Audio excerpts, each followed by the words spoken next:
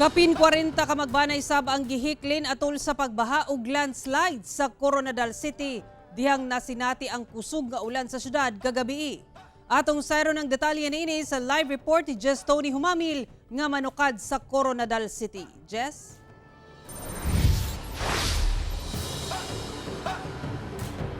Sara 42 ka magbanay gikan sa Blaan Community sa sitio Lower Ladol sa Barangay Assumption sa Coronadal City ang gilayong gihikling dihang naapektuhan sa pagbaha ug pagdahili sa yuta. Gipanghikling sa mga otoridad ang mga apektadong residente sa sitio Lower Ladol, Barangay Assumption, Coronadal City pasado alas 7 kagabi. Kini dihang midahili ang yuta doon sa kabalayan atol sa kusog nga ulan sa syudad. Gibasab ang pipila ka lugar gumikan kay miawas na ang sapa doon sa lugar. Kinaugmaan, nagkatag ang mga dagkong bato, lapok ug mga kahoy sa kalsada, epekto sa landslide ug pagbaha. Gilayong nagpahigayon og clearing operation sa lugar. Yun kasi combination ng landslide at ng upstream na floodwater going downstream kasi yung mga IPs doon, yung mga indigenous people, Blaan, they are actually residing doon sa gilid ng gali. Tawag doon yung river system. Dinhi sa gym sa Purok Rojas, Barangay Santa Cruz, Coronadal City, temporaryong nagtiner ang 42 ka mga apektadong banay. Saysay sa mga may bakwit. Grabing kakulba ang ilang nabati niadtong tungura. Usa na dinha ang bag-ulang ng anak nga si Judian. Sumala niya. Paspas ang pagsaka sa level sa tubig baha.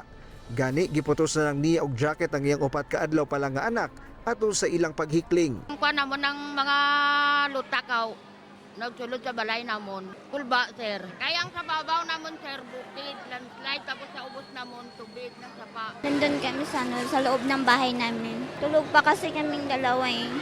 Paggising namin, malaki na yung tubig.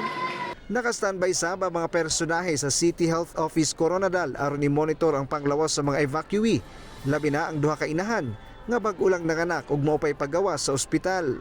Yung iba common common na illnesses like flu, ganon, tapos mga may konting ubo, wala namang nagkaroon ng malalim na mga sugat. Kagabi by around siguro mga 7 o'clock sila nag-start na mag-evacuate dito. Nagapod-apod na og hinabang ang Coronadal LGU ngadto sa mga apektadong residente.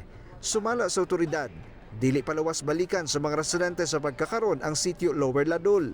Hindi pa safe, no?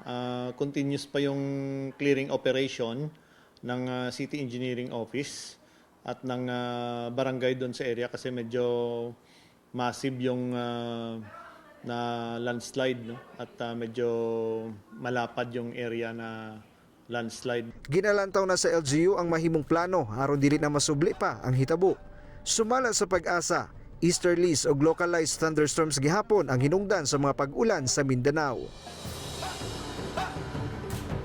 Sara, ato lang i-correct no kay kaganiya sa unang taho sa CSWDO anaa sa 42 ka magbanay apektado apan karon lamang gikumpirma nila di pa lamang tantong dugay nga naa lang sa 40 ka magbanay apektado sa pagbaha ug pagdahili sa yuta kay sanglit aduna kunoy nagduplicate kaganiha. Sara.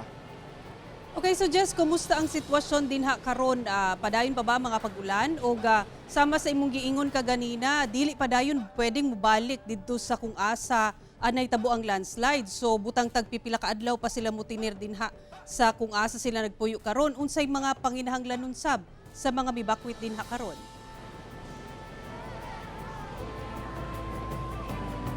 Sara, sa paghinabi nato kaganiha sa pipila ka mga evacuees dinhi karon, usa sa ilang kinahanglanon mao ang sanina sanglit nahumol sa baha ang ilang mga sanina. Hinuon sukad pa kaginang buntag para pagsingabot sa mga tabang dinhi duna say pipila nga naghatod o naghatag og mga sanina alang sa mga evacuees. Og kaganihang alas 3 sa hapon sab Sara no naghatod na sab og tabang ang provincial government sa South Cotabato sama sa hygiene kits, relief goods ug uban pa alang sa mga apektadong residente. Bantay Sara sab sa otoridad sa Coronadal PNP ang evacuation center alang sa seguridad sa mga evacuee. Sara.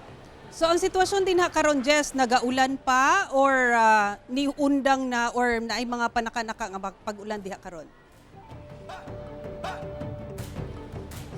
Art, kaganiha Sara no, makita nato nga dunay pagdag-um o mo nay ginabantayon karon sa otoridad mo nang dili pa nila tugutan nga ipabalik ang mga residente ngadto sila mga Pinoy-anan sanglit dili pa maayo ang kahimtang sa panahon. Sara. Okay, amping mo diha og especially kana ato ang mga bibakwit. Dagang salamat, Just Tony Humamil.